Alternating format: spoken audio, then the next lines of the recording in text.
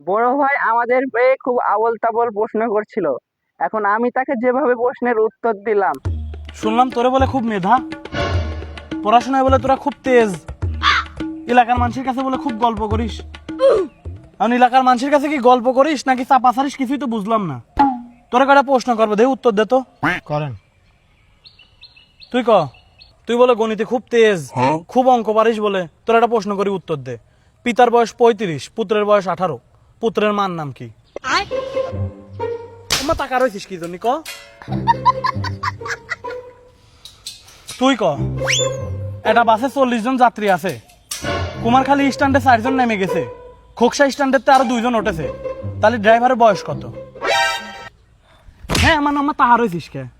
উত্তর দে, খুব পারিস বলে তোরা। এবার তুই ক, এটা মিয়া 25 বছর বয়সে বিয়ে করছে, 30 বছর বয়সে স্বামী ইন্তেকাল করছে, তাহলে ওই মিয়ার বাড়িতে যে কাজের মহিলা কাম করতো ওই মহিলার নাম কি ক? টাকা রয়েছিস কে, খুব পারিস বলে ক।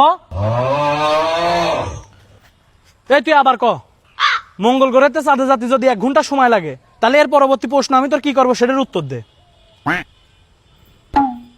টাকা থাকিস কে তোরা, মা উত্তর না দিয়ে তোরা বলে খুব পারিস সবকিছু। এই তুই ক, কি কব? কি কব মানে আমি কি কব সেটাই তো তুই জানিস না, তাহলে তুই উত্তর দিবি কেমন? হাট। এই শালা তো খালি উল্টে পাল্টা প্রশ্ন করতেছে। এবার ও যেই প্রশ্নই করুক উত্তর দিতে হবে, না হলে মারবি না। এই এবার তুই ক, তুই কুমারখালীতে পান্টি যাবি, তোর যাতে 20 মিনিট সময় লাগবে, তাহলে গড়াই নদীতে কয় বালতি পানি আছে ক?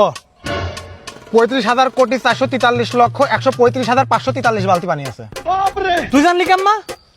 আপনার বিশ্বাস না হলে আপনি বালতি নিয়ে মাপেন, আমি গুনতেছি। আচ্ছা ঠিক আছে, তাহলে তুই আর একটা প্রশ্নের উত্তর দে। একটা মিয়ার নাম ধর শান্তি, ওর বাপ চাঁদে চা বেচে, ওই ভদ্রলোক চা কি স্টিলের গিলাসে বেচে নাকি কাঁচের গিলাসে বেচে? মাটির গ্লাসে ব্যাস। চাঁদে মাটির গিলাস কি তোর আব্বা দিয়ে আছে? তাদের চার দোকান কি আপনার বাপ দিছে নাকি? না, শান্তির আব্বা দেছে তো। হ্যাঁ, আপনার প্রশ্নই হয় না।